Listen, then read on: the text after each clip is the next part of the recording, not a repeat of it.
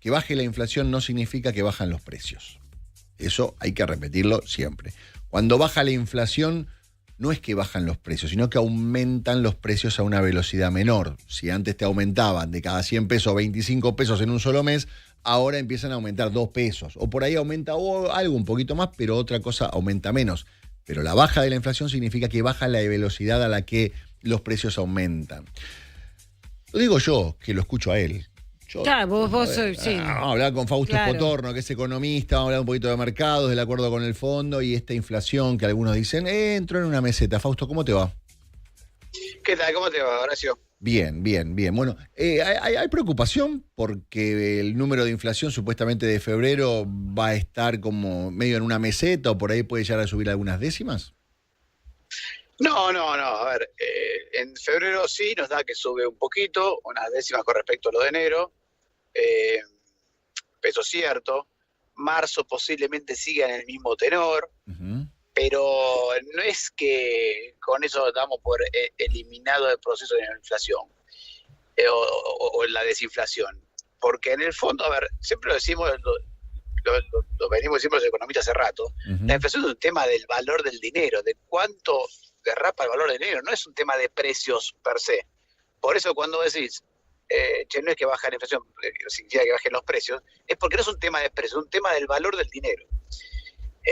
Y sabemos que el valor del dinero en algún momento va a empezar a estabilizarse. ¿Por qué? Porque no hay más dinero en la economía argentina. Prácticamente desde julio del año pasado que la cantidad de dinero se ha estabilizado en la economía argentina. Entonces, no hay mucho espacio para que la inflación siga creciendo porque no tenemos tantos pesos para pagar mucho más precios, ¿no? Si yo tengo una cantidad fija de pesos en la economía, no puedo pagar mucho más precios porque no hay. ¿No? ¿Se entiende? Entonces, en algún momento eso va a volver a generar el proceso de desinflación que veníamos viendo. Claro. Ahora, que un mes suba porque sube la carne, y el otro mes porque suben los útiles escolares, porque empiezan las vacas en la escuela, etcétera. Bueno, eso son, ahí sí son movimientos de precios que empujan algunas cosas. Pero lo que uno ve, la tendencia, que lo relevante es hacia la baja, ¿no? De la inflación. Claro. Y la razón es que no hay combustible más. A ver, te lo pongo de esta manera. Cuando vos venís con el auto, venís andando a 100 kilómetros, como venía en 2023, a 250 kilómetros por hora, ¿tá? No tenés freno, no tenés nada. Cuando se acaba la nafta, bueno, el auto se va a parar en algún momento. ¿Sí? Che, pero ¿sabes qué? Justo agarré una lomita para abajo y aceleró un poquito. Sí, pero te aseguro que si no tiene nafta, en algún momento se para el auto, ¿no? Claro, por supuesto. ¿Hay algo que te preocupa de la economía actual o es todo más o menos previsible y es esperable lo que está pasando? Me preocupa un poco el escenario internacional, quiero decir, ¿eh? Yo creo que no estamos viendo bien el escenario internacional cómo nos va a impactar. ¿Por qué te digo? Porque Argentina tiene un desafío este año a nivel macroeconómico, que es salir del cepo cambiario. Claro. O sea, liberar el mercado de cambios. Por eso es que el gobierno está haciendo todo este acuerdo con el FMI para conseguir dólares, para recapitalizar al Banco Central, o sea, para tener un Banco Central que pueda efectivamente operar, y para todo eso, para salir del cepo cambiario. Ahora, justamente lo que está pasando a nivel internacional es que lo que más nos convendría a nosotros para salir del cepo cambiario es que la tasa de interés internacional sea baja. ¿Saben por qué? Y bueno, porque si la tasa de interés internacional es baja y los inversores van a decir, bueno, me están pagando pocos intereses por invertir afuera, o en Estados Unidos, o en Europa, y empiezo a ver qué pasa en Argentina, que hay una historia ahí más o menos atractiva para invertir, o en Brasil, en Chile, y empiezan a entrar inversiones a los países emergentes, y para salir del cepo sería lo ideal, porque eso te ayuda a estabilizar el mercado cambiario. Lo que está pasando en Estados Unidos es que la tasa de interés está alta.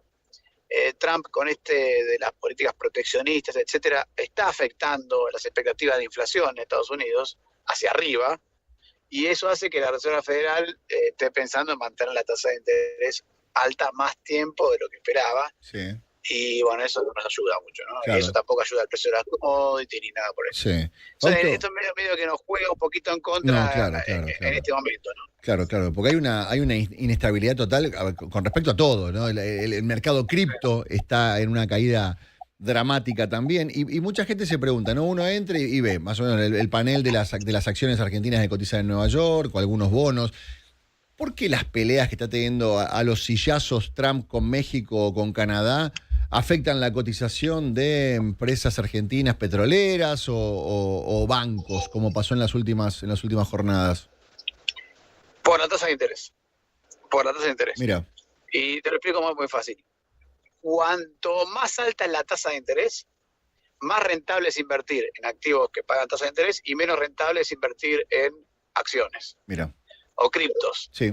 O cualquier otra cosa, ¿no? Porque si te pagas, vamos a poner exageración, si un bono del Tesoro norteamericano, que no tiene mucho riesgo, que no tiene casi nada de riesgo, Sí. te paga 7%, ¿para qué vas a invertir en una acción de una empresa nueva que no conoces? Que tenés un riesgo, obviamente. Tenés un 7% asegurado, no te vas a ningún lado. Y todos los mercados, a ver, en cierta forma uno puede llegar a pensar, Trump está sacudiendo todos los árboles para que se queden en el árbol de él. Eso es lo que está generando básicamente. Sí, está tratando de hacer algo de eso, Mirá. pero en realidad te puede jugar en contra, ¿no? Claro. Porque tasa de interés muy alta significa también que es poco rentable invertir, porque tengo que pedir prestado para invertir y tengo que pagar una tasa de interés muy alta, entonces implica inversiones muy caras y bueno, y eso también te puede complicar a futuro. Así que vamos a ver cómo termina toda la historia de Trump. También es cierto que Trump medio que usa el tema comercial para negociar, claro. Por acá, vamos a ver, también en cuestiones geopolíticas, ¿no? No, por supuesto, sí. Sí, esto que veníamos conversando, ¿no? Que uno dice, che, es proteccionista. No, es proteccionista por ahí, no desde lo económico, sino proteccionista desde fronteras para adentro. Tengo una idea, vos me acompañás, bien, no me acompañás, te castigo. ¿De qué manera? Con plata, te hago todo caro. Vos me acompañás y te levanto todas las sanciones. No significa potenciar industria, significa te complico la vida para arrinconarte y que me tengas que dar la razón, porque si no te parto. Bueno, algo de eso hay seguramente. Sí. También hay una teoría en Estados Unidos que está dando vueltas mucho y es que como que hay dos capitalismos. Esto es una cosa que salió hace poco. Como que hay dos capitalismos. El capitalismo de los empresarios con sus propias empresas, sí, y el capitalismo, ponele, de corporaciones donde nadie es el dueño, los dueños son fondos y qué sé yo. Y hay una hipótesis ahí en el Partido Republicano, no sé si se llama la teoría, porque no se para tanto, que dicen, mirá, el problema es que este capitalismo de corporaciones controladas por nadie sabe quién, bueno, lleva a que los dueños de las empresas terminan siendo gerentes y se maximicen las ganancias por ahí, sacando el empleo fuera de Estados Unidos, cuando en realidad cuando el empresario es un dueño al que todos conocemos y que efectivamente funda la empresa y que trabaja, en general trata de proteger a sus empleados. Ese tipo de discusión está habiendo dentro de Estados Unidos, sobre todo es una hipótesis que apoya mucho dentro del Partido Republicano. Claro. Estamos hablando... Entonces, algo de eso también hay en la discusión. Bueno, es otra realidad, no es la de Argentina, que nosotros tenemos. No, por supuesto, obviamente. Estamos hablando con Fausto Spotorno, que es economista. Lo último, ¿qué me podés pasar en limpio, para que lo entendamos todos, del acuerdo con el Fondo Monetario Internacional? Mira, no sabemos casi nada todavía del acuerdo. Lo que sí sabemos es que el gobierno mandó un decreto para aprobar el acuerdo con el FMI, en vez de hacerlo por ley. Lo que nos hace sospechar es que parte del acuerdo que el gobierno no quiere que entren en discusión durante una X cantidad de meses y que pueda alterar o generar volatilidad en los mercados.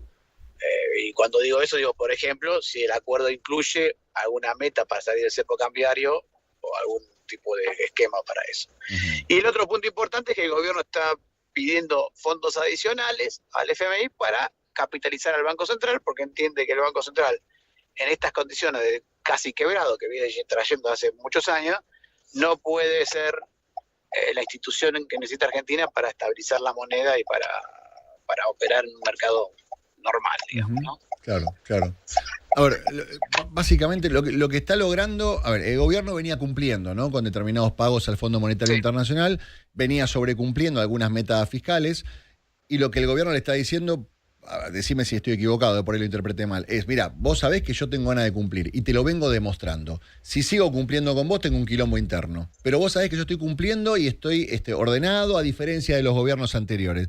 Lo que te pido, dame un margen, déjame que organice un poquito todo esto y yo te prometo que te voy a seguir pagando como estaba pagando. Y el fondo le está diciendo, ok, te voy a creer porque sos un pibe prolijo. ¿Es lo que está pidiendo el gobierno? Algo de eso hay también, pero el gobierno también le pide plata adicional. Ok, le pide tiempo para pagar, un margen, ¿no? Dame un tiempito para que te pague y dame un poquito de guita extra. que no la voy a quemar, no la voy a usar para que se la fuguen, no voy a vender dólar barato. Con esto voy a equilibrar ¿por qué es necesario esa cantidad de guita, esos 5.000, 8.000, lo que sea, de millones de dólares, para equilibrar el banco? ¿Y por qué la aclaración que va para el Banco Central? Porque lo que quiere el gobierno es capitalizar al Banco Central. El Banco Central, cuando decimos que tenemos reservas netas negativas, significa que el activo del Banco Central, que son las reservas, es más chico que todo lo que debe. Uh-huh. Entonces, está quebrado. Lo que dice, necesito ponerle plata a esta empresa. Porque esta empresa tiene que cumplir una función, que es preservar el valor del dinero, tiene que poder operar en el mercado de cambios, operar en el mercado de pesos, operar... Y cuando estás quebrado no puedes hacer esas cosas. Cuando estás quebrado, tu única función es salir de la quiebra. ¿Y en qué cambia, digamos? Si esa guita supuestamente no la van a tocar, el Banco Central la va a agarrar y se va a sentar arriba de esos 8.000 palos, suponete que sean 8.000. En principio sí, pero no sabemos si no va a haber alguna alternativa o a una política cambiaria posterior, porque si el gobierno establece una política cambiaria, es decir, que una que salimos del cepo, liberamos el cepo, todos ya estamos en un país normal, ahora la política va a ser de invento, flotación entre bandas. ¿Tá? O sea, el tipo de cambio va a flotar libremente, pero si supera una banda vamos a intervenir, y si cae muy por debajo vamos a intervenir también. Bueno, para eso necesitas reservas. Claro. La única política que no requiere reservas es la política de flotación libre y limpia, pero yo creo que el gobierno ahí lo que está pensando es, no puedo pasar de un cepo a una flotación totalmente libre y totalmente limpia, ¿no? Claro. Bueno, yo le pregunté a Caputo con respecto a esto si iba a mantener esta depreciación que pasó del 2% al 1%, y me dijo, bueno, no es tan importante, lo importante es que no va a haber demanda no va a haber tanta demanda de dólares porque no hay tanto peso dando vueltas, o sea, me dio a entender que podía subir un poquito del 1 o por ahí bajar un poquito del 1, dependiendo de las necesidades. Y, a ver, ¿qué te iba a preguntar la última? ¿Hay garantía de que ¿y de dónde viene la guita? ¿La va a poner todo el fondo o hay otros préstamos también? Hay una vaquita que están haciendo varias entidades. Bueno, ese es un tema, porque yo creo que el gobierno está auxiliando el Fondo Monetario justamente porque el mercado internacional está difícil, que es lo que hablábamos antes, ¿no? Sí. Puede ser que además venga fondos adicionales por otra vía, pero lo que yo creo que ve el gobierno es que está más difícil el mercado internacional, ¿no? El riesgo país de Argentina está en 740 puntos, 720 creo que estaba hoy. 720 puntos, Estados Unidos al 4% significa que la tasa total que coloca Argentina es 11%. O sea, saben que para armar la tasa de colocación teórica es la tasa entre Estados Unidos, ponerle 4%, más 720 puntos, que significa 7 puntos de tasa, 11 puntos es lo que colocaría Argentina hoy la deuda, y es una tasa muy, muy alta. Claro. Por eso es que el gobierno está recorriendo el FMI, ¿no? Bien. Mi última, algo que me dijo Caputo, y mucha gente dice, ¿cómo es esto? Caputo dijo, van a tomar un crédito, pero no van a aumentar la deuda. ¿Es así? Sí. ¿Cómo es eso? Yo tengo una deuda. Sí. Tengo una deuda. Pido más guita, yo supongo que voy a aumentar la deuda. ¿No es así? La deuda del Tesoro no va a aumentar porque lo que hace el gobierno es toma deuda con el FMI y cancela deuda con el Banco Central. O sea, el Tesoro y el Banco Central, cuando hablamos de la deuda pública, la deuda pública, incluimos la deuda que el Tesoro tiene con el Banco Central, que hoy son 77.000 millones de dólares en total. El Tesoro le debe al Banco Central 77.000 millones de dólares. Sí. Entonces, ¿qué va a hacer el gobierno? Va a tomar, ponele, 15, no se va a inventar porque no sabemos el número, por poner que sean 10.000 o 15.000 millones de dólares con el FMI, esa deuda aumenta por 10.000, 15.000 millones de dólares, pero se da vuelta y le dice al Banco Central, toma 10.000, 15.000 millones de dólares y devolverme la deuda y con eso te pago la deuda que tenía con vos, por 10.000, 15.000 millones de dólares. Entonces, cancela la deuda con el Banco Central y aumenta la deuda con el FMI. O sea que la deuda pública no aumenta. Lo que sí aumenta, es cierto, es la deuda con el FMI y la deuda externa, ¿no? Porque pasás de cancelar deuda interna para colocar deuda externa. Pero no le aumenta la deuda del Tesoro. Hasta posiblemente por cuestiones contables caiga, ¿no? Mira. ¿Por qué? Porque la deuda del Banco Central vale menos que la deuda, que su valor nominal, ¿no? Como es una deuda de mala calidad, vale menos que el valor nominal. O sea, clarísimo. Entonces, si la compras a valor de mercado, es más barato que lo que debes. Bien. Bueno, es quererlo reventar. Vamos a confiar que esta vez va a salir bien.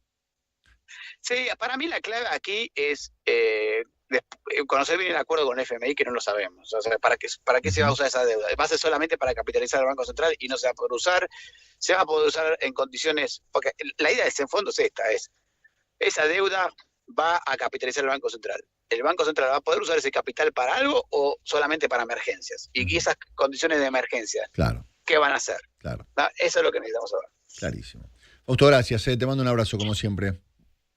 Abrazo grande, gracias. Hasta luego. Muchísimas gracias. Era Fausto Spotorno, economista, hablando un poquito de inflación, hablando un poquito de esta inestabilidad que uno se entera que hay con los mercados, producto de qué son esto, si tiene que ver con políticas locales o si tiene que ver con rebotes de cosas que están haciendo en el norte, ¿no? Da la sensación de que con Trump a los sillazos es muy difícil que no tengas repercusiones acá en el momento de cierta inestabilidad o cierta incertidumbre, y también tratando de ayudarnos a entender a través de lo poco que se sabe del acuerdo con el Fondo Monetario Internacional qué es lo que puede llegar a pasar.